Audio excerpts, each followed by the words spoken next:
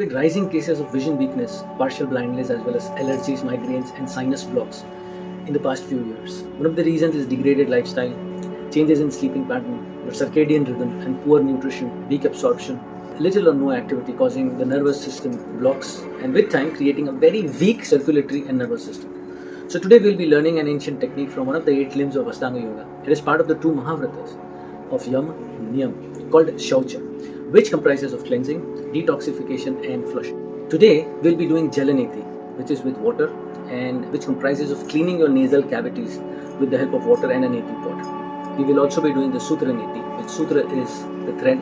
We will be using a rubber catheter instead of the cotton and wax thread, which was done traditionally.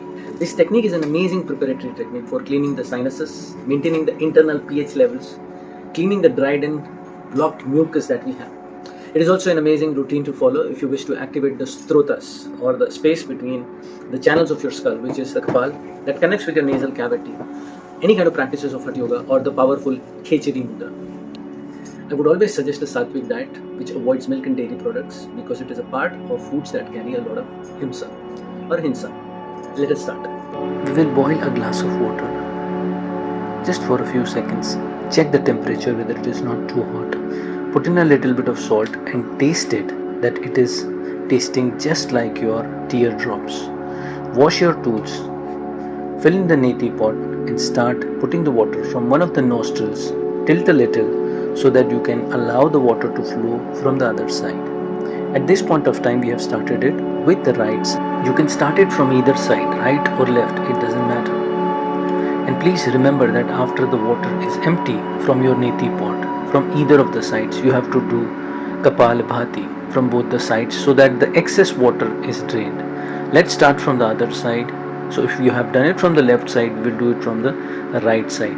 The same way, tilt a little bit, push the nozzle of your neti pot into one of your nostrils and allow the water to flow. Once it is empty, you need to do a little bit of Kapal Bhati from both the sides as is shown in the video so that you can drain all of the excess water from your sinuses. Let's do it for one more round. Let's do it from either of your sides. So what I would do, or I would prefer, is doing it from both the sides 2 times.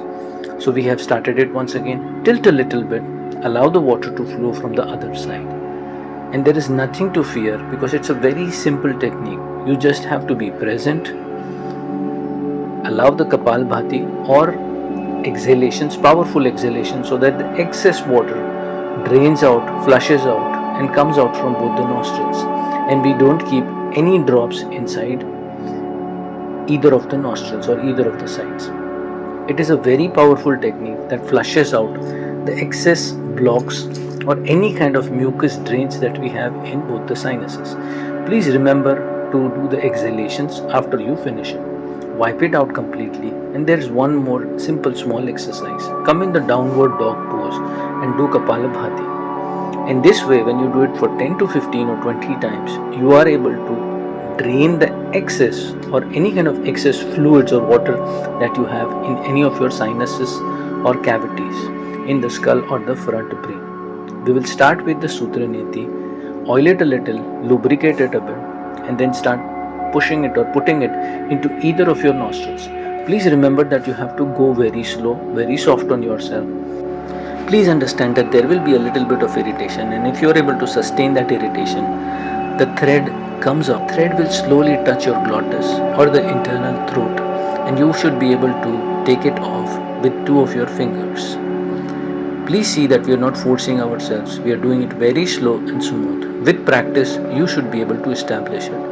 It should always be taken out from the mouth. Let us do it from the other side. Lubricate it and start pushing it slowly inside the nose.